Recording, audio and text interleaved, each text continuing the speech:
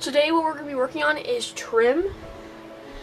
So we're going to take these pieces of trim and put them in the corners here.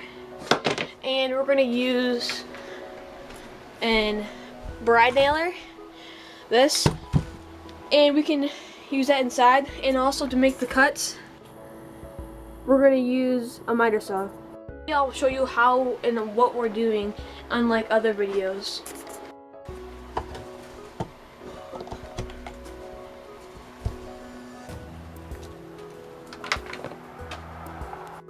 So what I'm doing is measuring from wall to wall so we can cut our trim. 59 inches. So once I'm done measuring for him, then he goes outside and cuts it with the miter saw.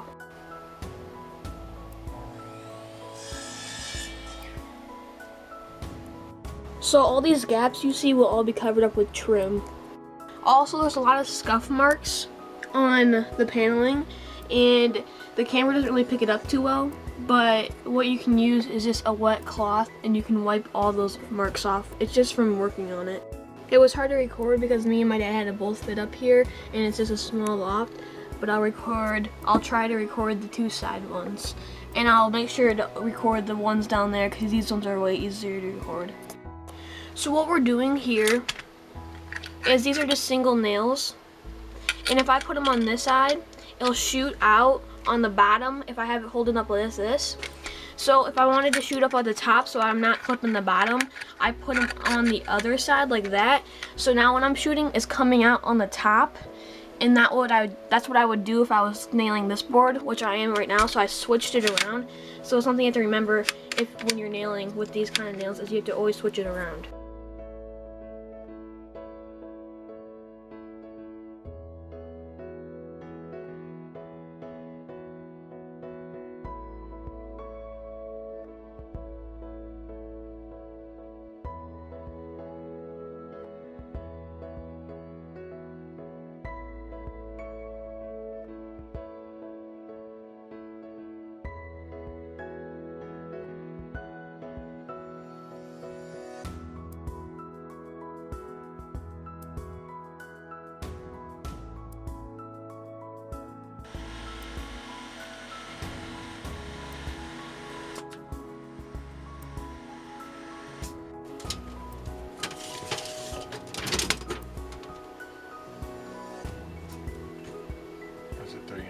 Or 38 3/4?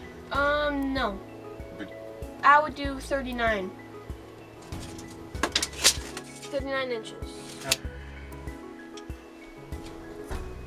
All the nail marks will be touched up with paint, so you won't even be able to see them. Also, in today's video, I'll probably see all these like dirt spots. I'll probably clean all those up today.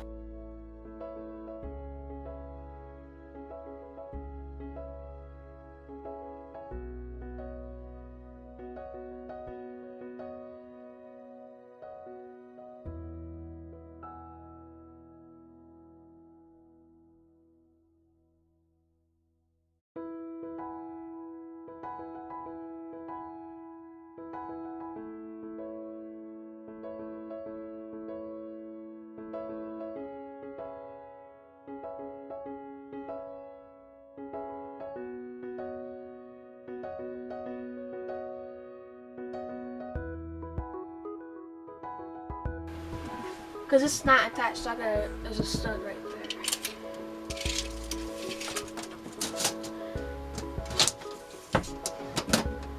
Okay, this is going to be 39 and a half.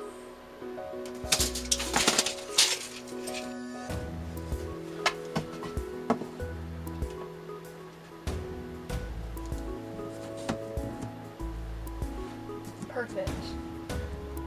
Nail that wall.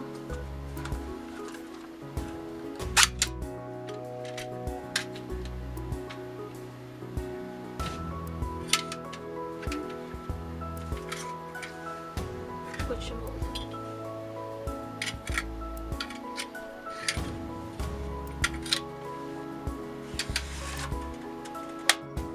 Okay.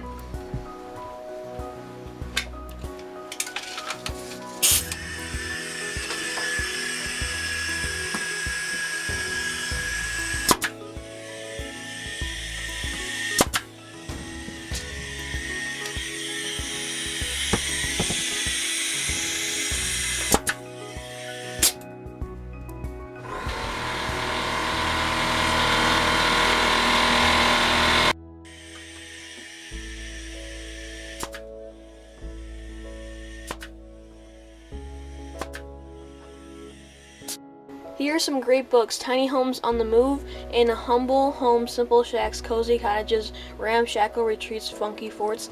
This is a really good book, and I'll show you the page that I was inspired to build my house on.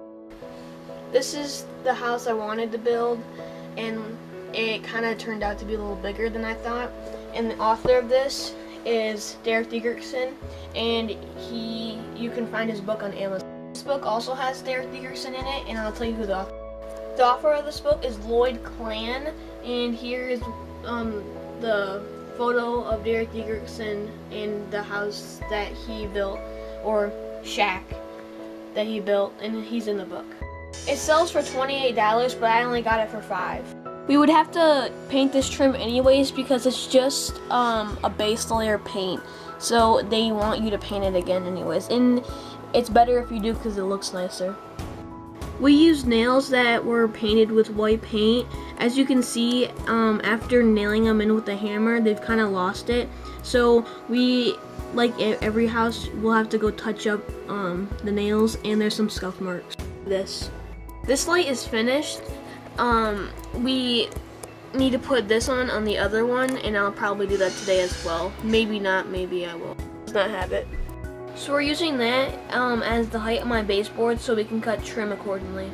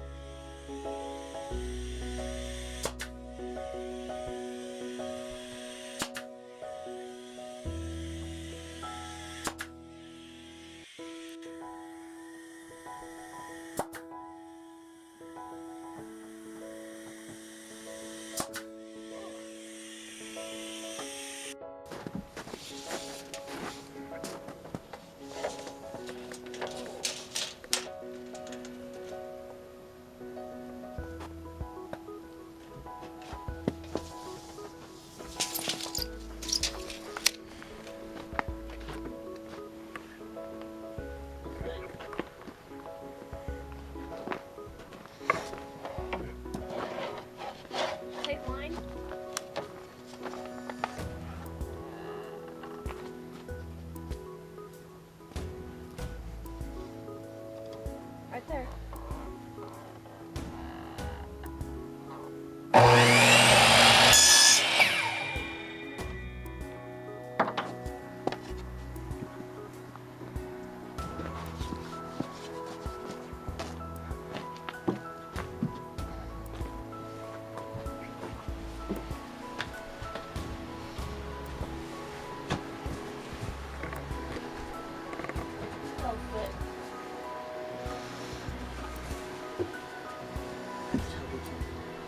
Hey, Luke.